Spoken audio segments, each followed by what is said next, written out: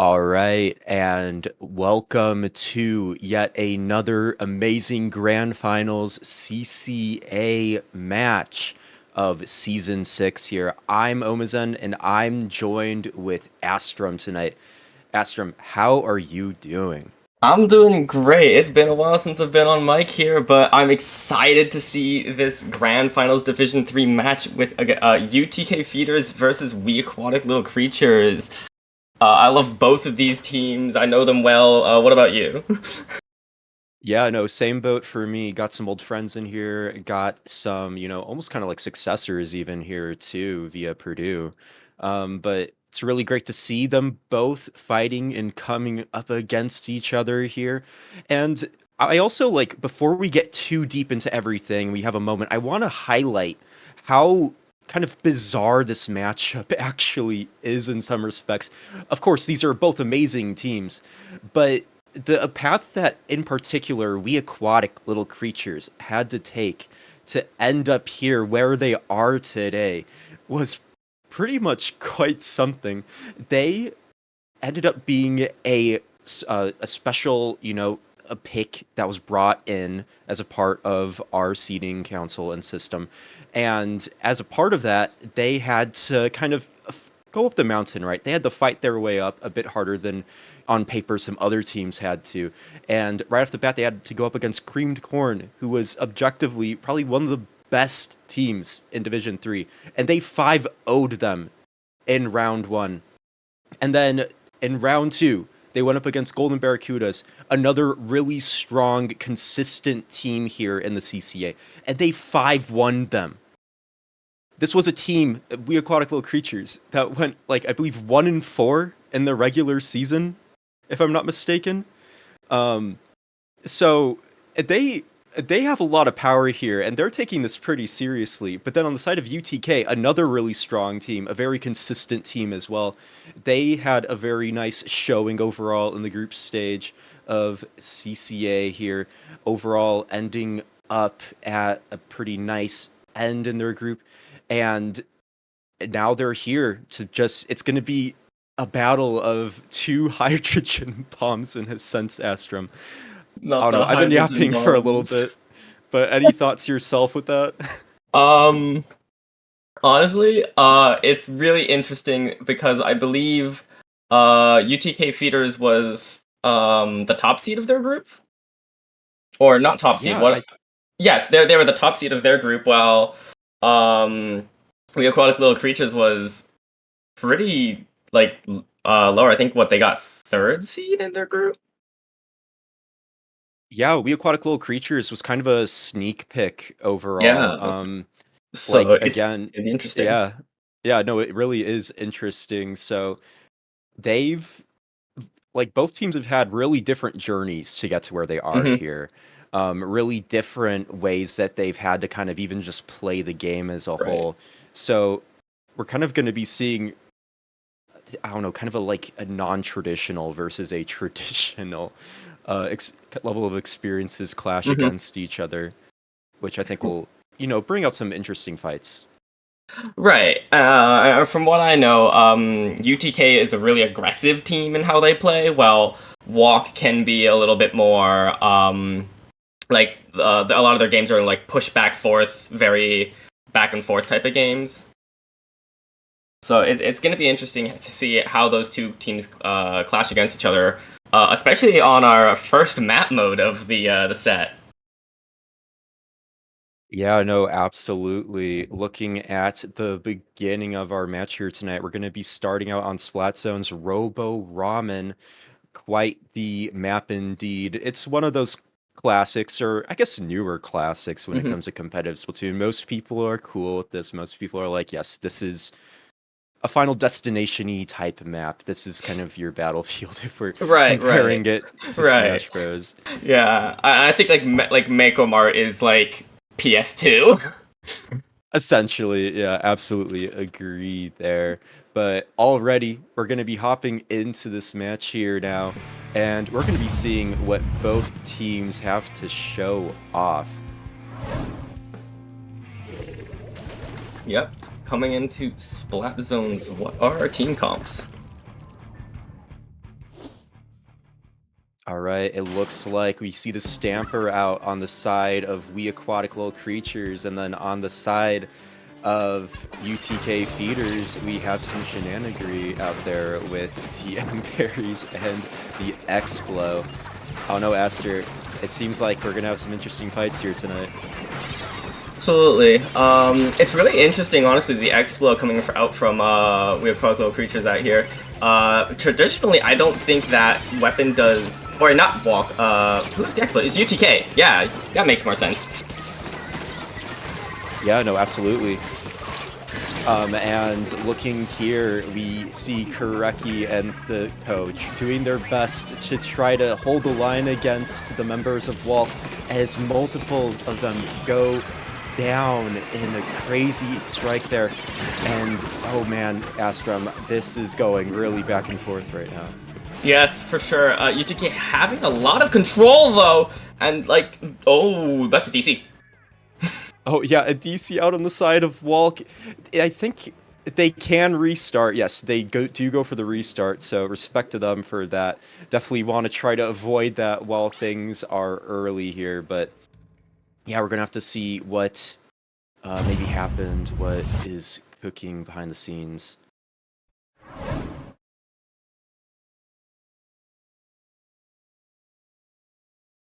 You know, it's the one DC. It always happens.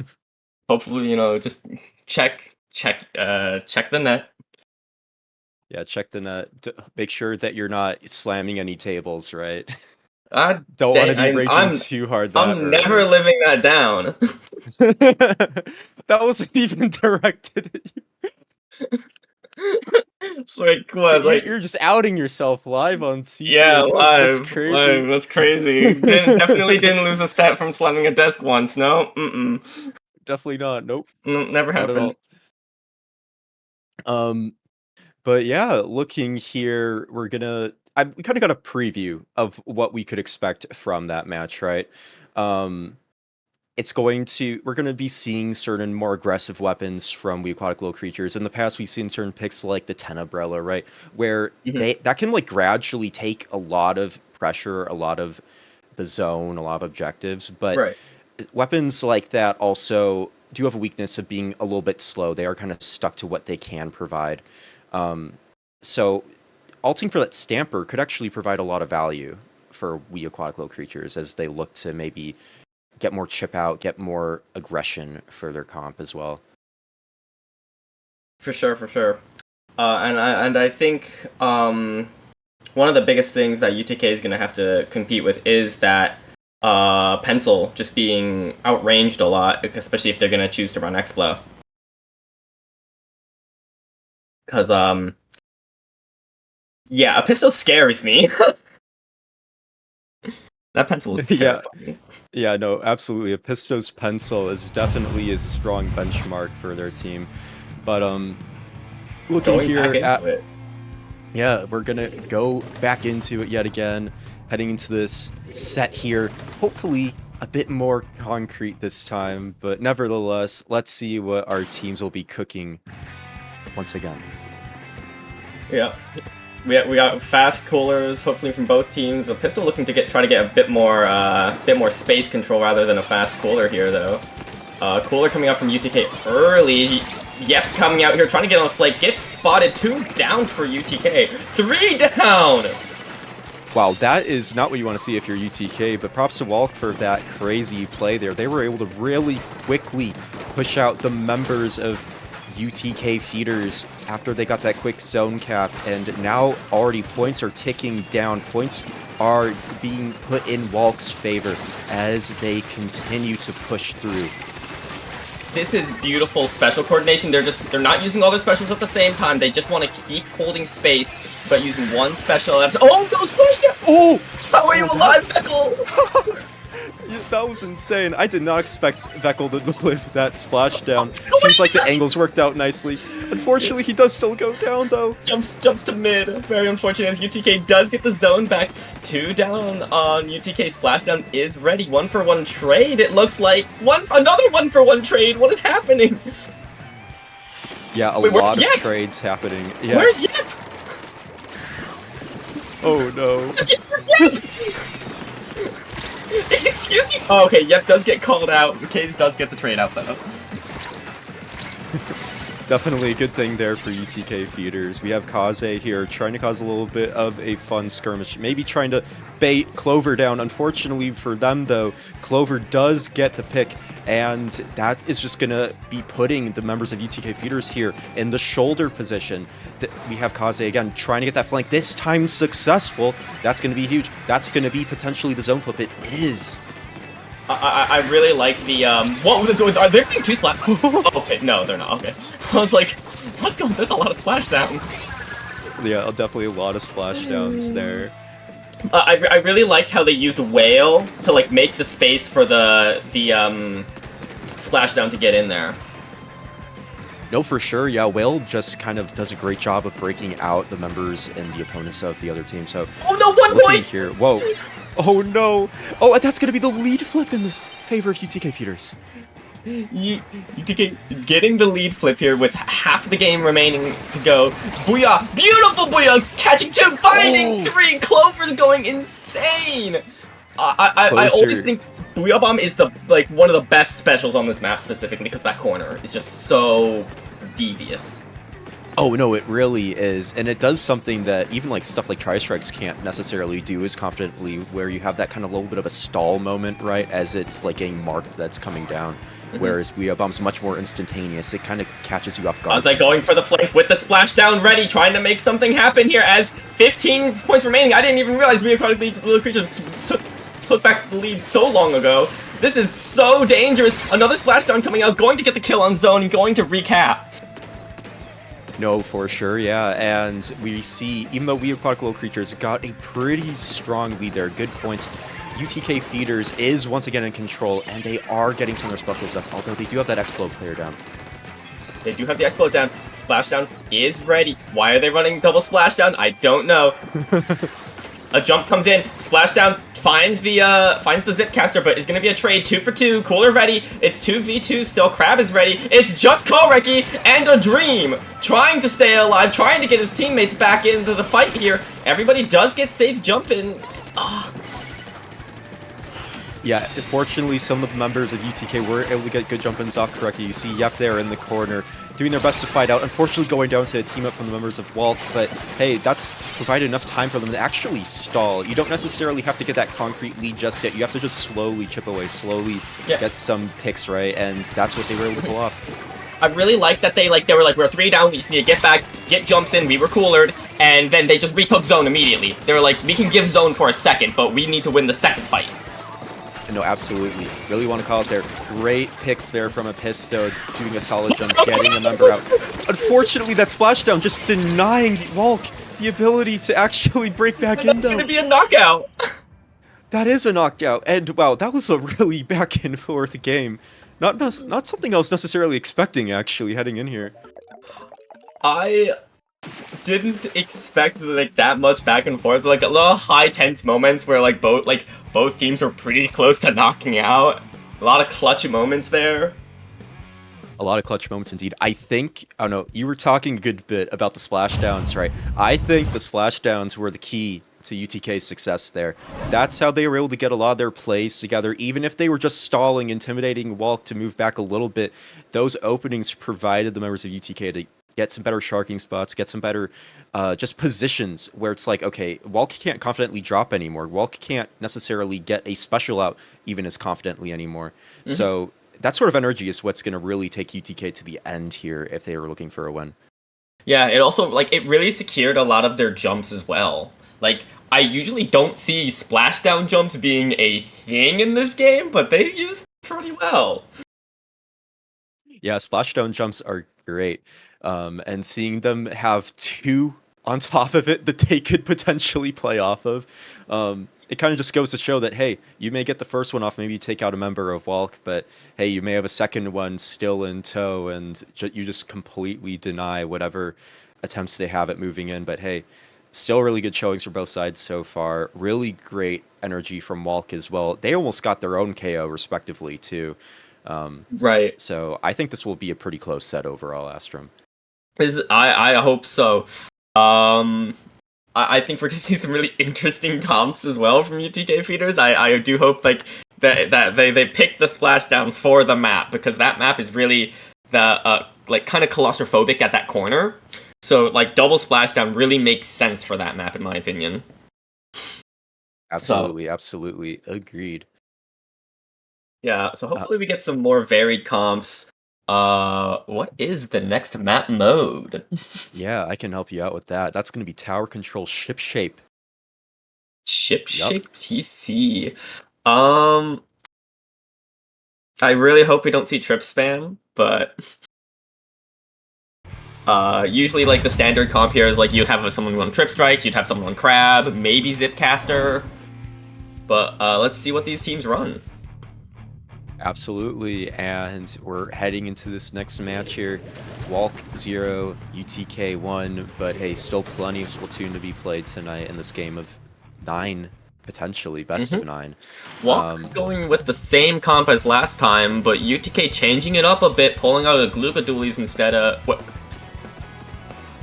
Yeah, they do have a Luga Dualies player there. They also have the Koriki on the RPD. Rapid. Yeah, the It card doesn't pick seem I definitely enjoy. It doesn't seem to be working out so much as Electronic in the backline trying to get some kills, going down, trying to find this trade on Yap. And we Walk finding that first open. Never mind. I mean, despite all of that, despite Clover going down, they did actually almost get that first checkpoint. They're still fighting for it, even. The members of Walk doing what they can to hold this shoulder down. Electronic fighting for their life, doing a great job, though, despite everything. Getting a good jump out, too. Props to them for that. And they still the crab online, so even though the energy is on the side of UTK feeders right now, the Aquatic Little Creatures does have some specials in tow. Absolutely, so you see the Rapid trying to pressure a Pisto. Pisto trying to just fight, not going to be able to. I don't think Gorky saw the jump, though. That Dooley's probably gonna get that kill. Whoa, splash down! Perhaps, we'll see. I'm not sure how the Doolies is still alive, actually, after that splashdown. I'm not sure either. I just realized this is like the most Doolies I've ever seen. Yeah, we have 3 Doolies in this match. This is Dooley heaven right now. A lot of crab tanks, a lot of splashdowns, a lot of just everything that you could, I guess, maybe you want out of your game of Splatoon. Clover doing a great job here of surviving, playing well off of a Pisto, and looks like we're going to have not necessarily a wipe on the side of UTK, but they have been relatively pushed out of that shoulder there, so it's going to be Walk's turn to push here as they begin to try to push that tower. Vekel getting caught by that Booyah, but let's see if Clover can find a Booyah of their own. Also, not quite catching one. This is a lot of neutral game. We are 2 minutes into the match, and neither team has gotten first check. No, you're absolutely right. We do have UTK feeders there with roughly half that first check done. I don't think Pisto knows! In the meantime, yeah, Yep, I think Yep may have the lead there on a Pisto. Unfortunately for Yep, though, it seems like their teammates probably were able to clue a Pisto in on what was going on, but now we have that first checkpoint grinded through, and we're kind of in the snowball portion of this map, Aster. Yes, this is absolutely right. As we see a Pisto just struggling against that Rapid Blaster positioning being so difficult, and the Whale finding the kill as well. 3v3 as this last checkpoint is gonna go down. Only 20 points remaining, and this is not looking good for Walk. This is actually a really hard lead to get over. It is, but hey, we've seen tougher leads be triumphs before. So we see the members of Walk here doing their best to try to push out the members of UTK who still are around. UTK, by the way, doing a great job of just living in spaces. Really living up to that UTK feeder's name, but hey, it is working out. Lag, Kaze? You okay? Uh-oh. Maybe a little bit of lag here on the side of some members of UTK. But in any case, it looks like UTK is going to start their push again. Booyah's coming out. Whale coming out. I think, probably Splashdown's gonna— oh! Yeah, despite everything, though, it's just going to be Vekel left here on the scene and going down, unfortunately, doing a good job of stopping the RPD on the tower. But it's just going to be leaving a Pisto and Co. to stop the tower, to stop that attempt at KOing. And what was even that tower, Cap? That thing, like, it jumped forward a few times. Like, the tower was just, like, taking big steps forward. It like... completely normal college latency, everybody. I think Yeah, there was a comm error that ironically occurred at the very end of that match. Either for the room, maybe for the host. I don't know necessarily, but it seems like we're gonna be in for a night here. We do have 0-2 over Walk here, so UTK Feuders leading off a good foot. Despite everything, despite even like some of these potential moments of lag, I think that UTK has really shown that they know how to own space. Like they see your plat. They see your court. They see anything that's supposed to be your side of the map, and they're like, no, that's actually just mine. And you know what, Aster? They're doing it all without beacons, even. They're just jumping to each other. They're just jumping to each other and like using really good cooler timings, really good honestly feeding. This is strategic feeding we are seeing here, where they're just picking a bunch of skirmishers really and just trying to disrupt the tempo. Like this is not a normal Splatoon tempo in my opinion, where you just have a bunch of skirmishers coming in one at a time. No, it definitely isn't, especially with their weapon picks, too. They have two dualies.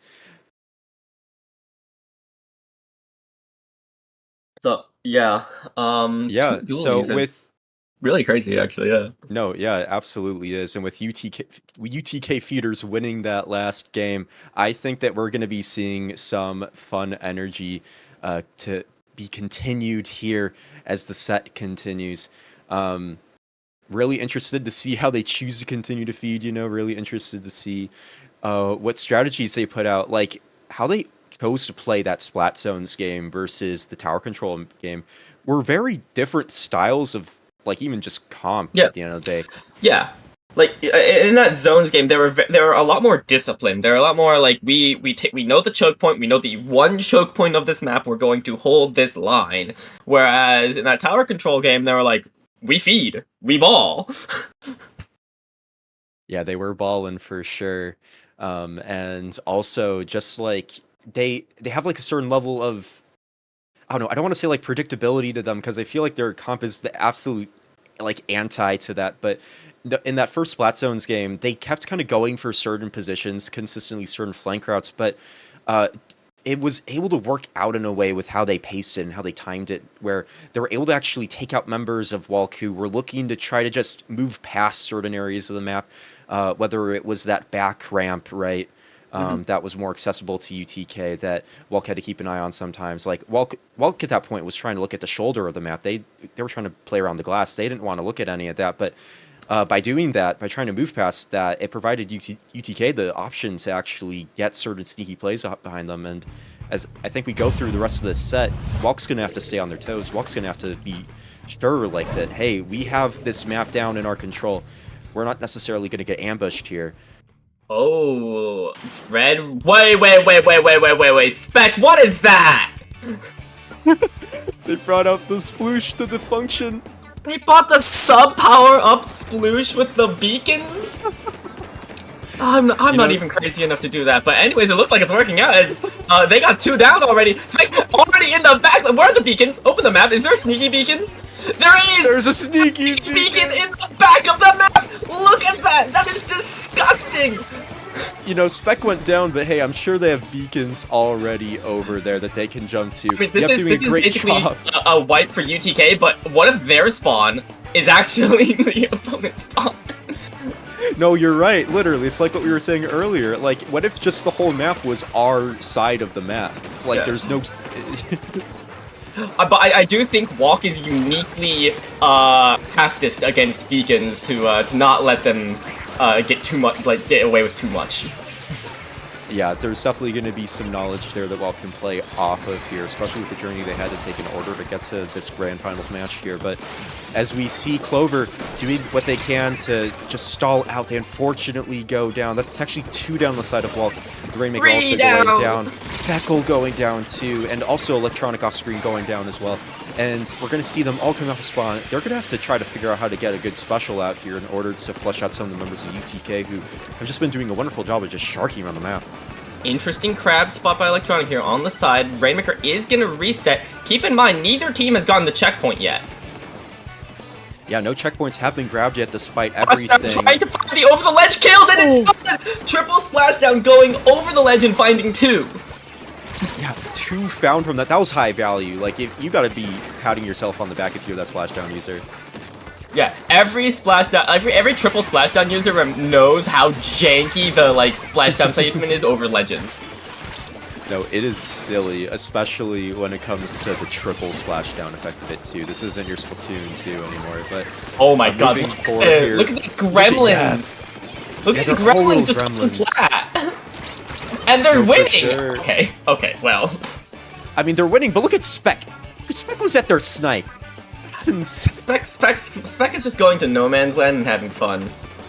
Literally, and hey, it's working, because like it's like a little like rat that's at your feet, right? It's like, oh dude, just like get away from me. Like, you're not the biggest nuisance in the world, but if you let them get away with too much, they're suddenly going to be dropping some bombs on you, and that's not something you want to see either. Except that weapon does not have bombs. Unfortunately, it doesn't, but you know what it has is beacons. And the friends may have bombs themselves, so hey. But it looks like, ooh, excellent cooler usage there, just trying to throw it down, pick up the Rainmaker. Feckle dropping alone to try to harass the Rainmaker. I don't think the teammates want to help the Rainmaker. Preki opting to go for another push. You're not getting any points on the board, but putting in a solid spot for the rest of UTK to potentially play off of. If they can get a pop here, that may be good benefit. Doesn't look like it, but 3v3. Splashdown is ready for UTK versus, I believe, what... Okay, well, Splashdown found something off camera. It may have found something off camera, indeed. We will see here, though, with the members of Walk kind of gradually going down, that Stamper going down. That's going to be a key pick there as they continue forward. They kept points on the board, even.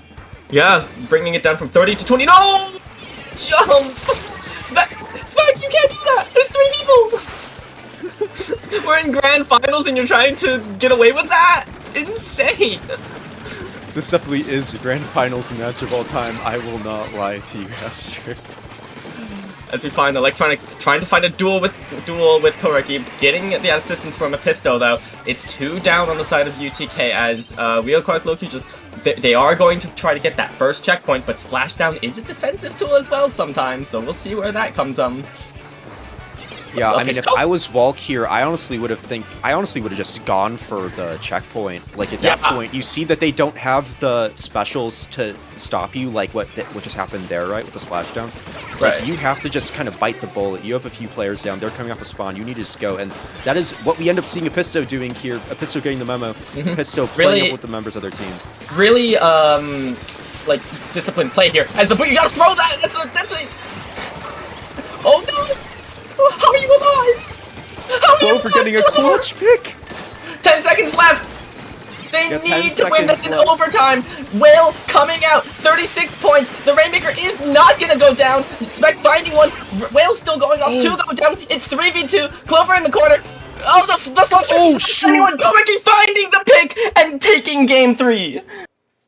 My jaw is on the floor, Astrum. That was insane. I cannot believe that UTK almost threw that, to be honest. But UTK that was close. Clutching up, getting the 1 pick they needed, and I think the Rainmaker just pushed a little bit too far, a little too soon. They got that 3 down, and they're like, we gotta go now. You got like 40 seconds on that Rainmaker, chill. No, exactly, and I think they were able to do a really good job, too, of just holding down the fort. You saw Spec there, for instance, on the sploosh, doing a great job of not necessarily going for the hyper feed play at the start, waiting for their team members to get off, and then popping their killer whale, then going in.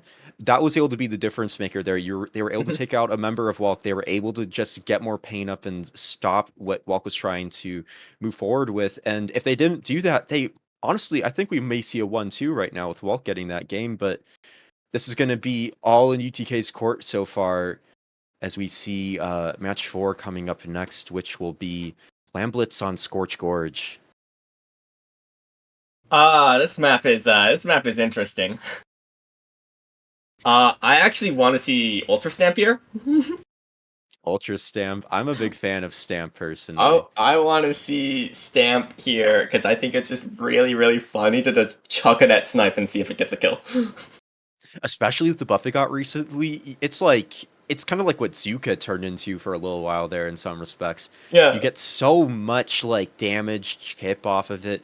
Like no one's safe when a hammer's being thrown unless if you're a solid like I don't know mile away from it. Yeah, you hear that thing getting popped, and it's just like they've got like 7 seconds to just like figure out how to throw this thing. Pretty much, yeah, I would agree with that. Um, moving in here, I don't think we're going to see too many different things coming out, though, from either side. If I were to bet, though, I think we may see Veckel hop on the tent. I could be wrong, I but do think Tent is a really good pick I here, think it would be a good pick. Oh, we but don't apparently see it. not. Yeah, they Come do on, I want to see stick to back what they then. were showing earlier. Oh no, don't you dare! You're not not on this! Okay, I will admit, this is one of the best maps in the game for beacons. Yeah, Beacon's really nice here, and we're going to continue to see some of that from the side of UTK as our match starts off, and we see Kaze at the very beginning, just going for the Shark, trying to take out Electronic. Electronic making a smart back up, and we see the Gugadui already going down on side of UTK. It's a 1-for-1 trade here. Whale is coming out. I don't think anything's really coming out of that Whale, unfortunately. Everyone's just moving everywhere. Yeah, a lot of movement indeed on the ground right now, and as we see all the skirmishes taking place, UTK is doing a great job of just taking spaces and moving forward gradually, slow and steady. Might win this race here. Absolutely, but Episco putting a stop to at least one of them. Not able to put a stop to the second one. The splashdown is going to come out after that basket throw. Points are ticking down, 74-68. Look at those clams. Oh my god, I thought the curling bump was going to kill Veckel. That was really close, but fortunately Veckel and Co were able to get a good pick there on that sploosh. And at this point here, I think Walk needs just kind of... Oh, you know, I think Walk needs to take care of Kaze. Let me correct myself before I get too ahead of myself. Oh no, but they're pincering Veckel. Look at that. Veckel having to pop this, the Spider-Man to get some time, get to the trade at least. Yeah, he does, and we do see Clover getting a clutch pick there, taking out that Gugaduli. Unfortunately, Spec not able to get the ball! You don't have 8 plans!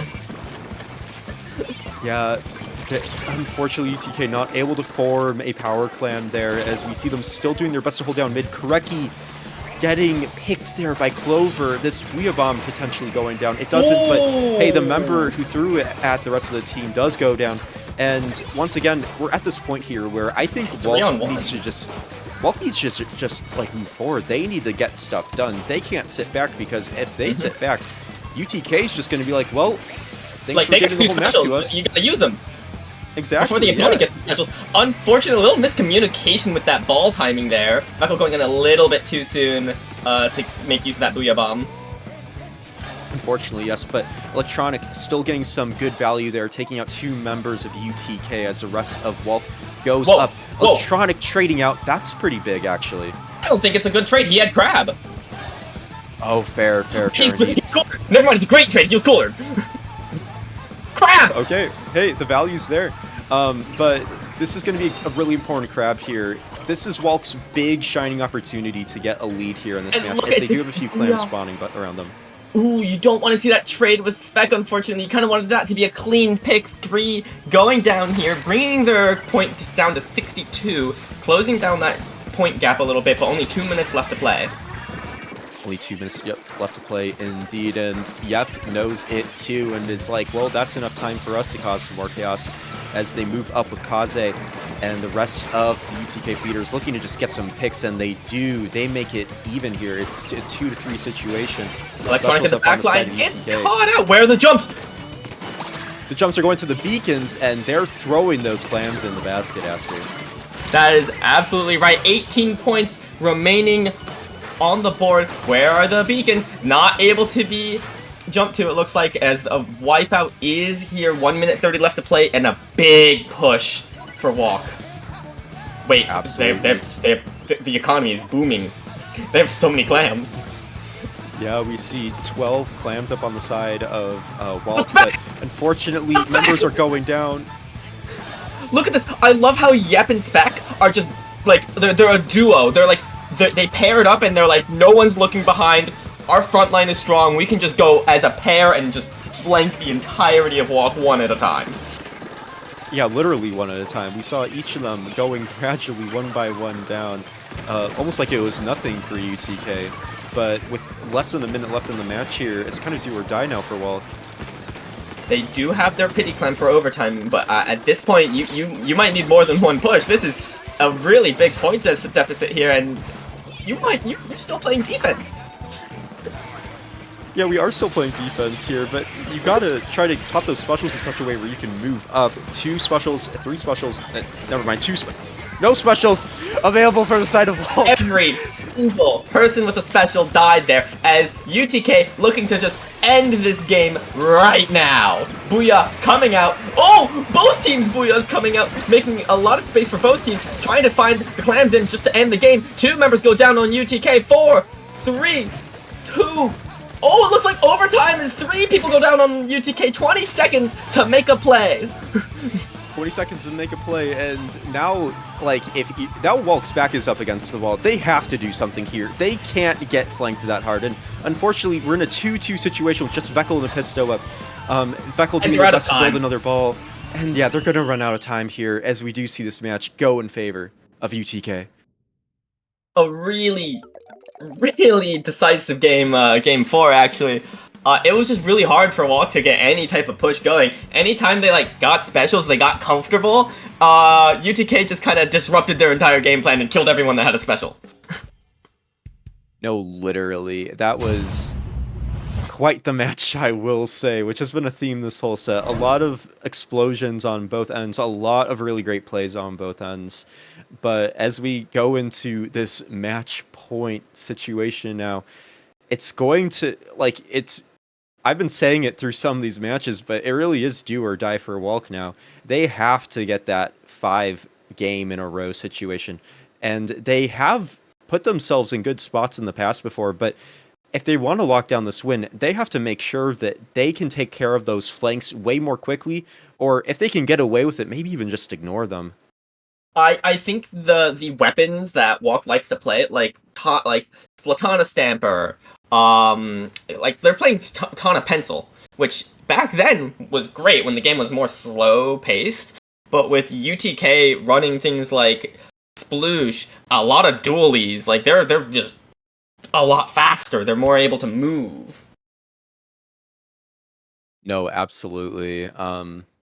I think though, if I was Walk here, I don't know, if we're gonna go for the Stamper pick, I think we need to be moving up a bit more faster. Props to them for some of the plays they were able to pull off, but when you do have a bunch of feeders, like really aggressive feeders, really consistent feeders on the opponent side, you do have to make sure you keep that in check and you keep them on their toes and that you're taking space quickly and aggressively. And we did see some of that energy on the zones map, all to Walk's credit, at the very beginning of this set, Astrum. Yeah, and I think that just shows like what type of playstyle they like a lot. Like very disciplined, very just like hold the line style of gameplay. But when you're in these other game modes that are not splat zones, you gotta push forward, and you gotta push forward a lot. Yeah, indeed. And we're going to be heading into Game 5 here, UTK Feeders versus Walk on Splat Zones, Mahi Mahi, of all places. Now, quite the classic map. Every single time I've played this map against the Pisto, that pencil is terrifying on this map. Oh, for sure, but hey, if you have a Booyah Bomb, if you have an Explode, that might not necessarily be the most friendly thing for a pen to have to deal with, so I'm interested to see how the members of Walk pull off that. That's Vex Blow! It is, yeah, they're going to be opting for Rain, a bit more slow, but hey, as we've seen from UTK, that might be a difference maker for them. Well, Rain is really good on here, but also, Point Sensor is amazing on this, like, deceptively good on this map. Even though there's, like, especially not a lot of cover. Yeah, there's not a lot of, like, cover, but there's, like, a lot of weird spots people like to shark. Oh my... Oh, they're going in! Yep is a little stuck, but... doesn't matter. Yeah, it doesn't matter. We do see the members of the UTK feeders all feeding in, but they are getting good picks here. Really strong picks indeed. We do see the Booyah Bomb from the S-Blast going down, and it's just gradual staggers. No, did you see the crab fall in the water? No, I did. Yeah, that was so sad. Oh, and two down and on the corner. Oh my god. Okay. Okay, still clutching up, finding two. Not able to find the third, getting 90'd by the Explo, only 30 ticks remaining. Two specials ready, they need to make something happen here, but another one down. This Explo positioning is crazy. Kaze finding a trade, that's a beautiful trade in this situation. Booyah trying to just get something onto zone, any paint on zone. They're ignoring the dualies. They're like, we need the zone now, but they don't have any painting specials. Yeah, we also see a few players of Bulk unfortunately The go down amidst all this crab to too. try to paint the zone. I've never seen the desperation crab, but that's gonna be the set. Dang, and you get the DC at the very end to top things all off. Oh no.